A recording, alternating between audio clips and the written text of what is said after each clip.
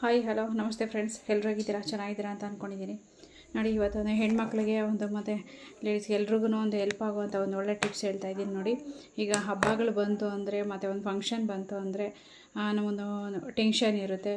ಎಲ್ಲಿ ಪೀರಿಯಡ್ ಆಗ್ತೀವೋ ಏನೋ, ಫಂಕ್ಷನ್ ಮಾಡೋಕ್ಕಾಗಲ್ಲ, ಹಬ್ಬ ಮಾಡೋಕ್ಕಾಗಲ್ಲ ಅಂತ ಅಂದ್ಬಿಟ್ಟು ಅಂಥವ್ರಿಗೋಸ್ಕರ ನೋಡಿ, ಈ ರೆಡ್ ಕಲರು ನಮ್ಮ ಬಲಗೈ ಕಿರುಬೆರಳು ಸೆಕೆಂಡ್ ಜಾಯಿಂಟು ಪೀರಿಯಡ್ ಮುಂದಕ್ಕೆ ಹೋಗಬೇಕು, 2 ಡೇಸ್ 3-4 ಡೇಸ್ ಮುಂದಕ್ಕೆ ಹೋಗಬೇಕು ಅನ್ನೋದಾದರೆ ನಂಬರ್ 6 ಆರೆಂಜ್ ಸೆಕೆಂಡ್ ಜಾಯಿಂಟ್, ಬಲಗೈ ಕಿರುಬೆರಳು ಸೆಕೆಂಡ್ ಜಾಯಿಂಟು ನಂಬರ್ 6 ರೆಡ್ ಮುಂದೆ ಹೋಗಬೇಕು ಅನ್ನೋದಾದರೆ ಇನ್ನೊಂದು 3-4 ಡೇಸು ಮುಂದಕ್ಕಾಗುತ್ತೆ ಫ್ರೆಂಡ್.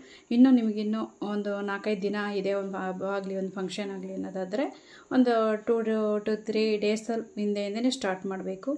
ನನಗೆ ಇಲ್ಲ ಆನ್ ಟೈಮ್ ಮತ್ತು ಪೀರಿಯಡ್ ಆಗಬೇಕು ಅನ್ನೋದಾದರೆ ಅದೇ ಬಲಗೈ ಕಿರುಬೆರಳು ಆರೆಂಜ್ ಕಲರು ನಂಬರ್ 6 ಹಾಕಬೇಕು. ಆನ್ ಟೈಮ್ ಆಗಬೇಕು ಅನ್ನೋದಾದರೆ ಅದೇ ಜಾಯಿಂಟ್ಗೆ ಆರೆಂಜು ನಂಬರ್ 6 ಈ ಥರ ಒಂದು 3-4 ದಿನ ಇದೆ ಅನ್ನೋದಾಗಲಿಂದನೇ ಸ್ಟಾರ್ಟ್ ಮಾಡಿ ಒಂದು 3 ಅವರು ಕೈಯಲ್ಲಿರಲಿ ಮತ್ತು ನೀಟಾಗಿ ವಾಶ್ ಮಾಡ್ಕೊಬಿಡಿ ಫ್ರೆಂಡ್ಸ್.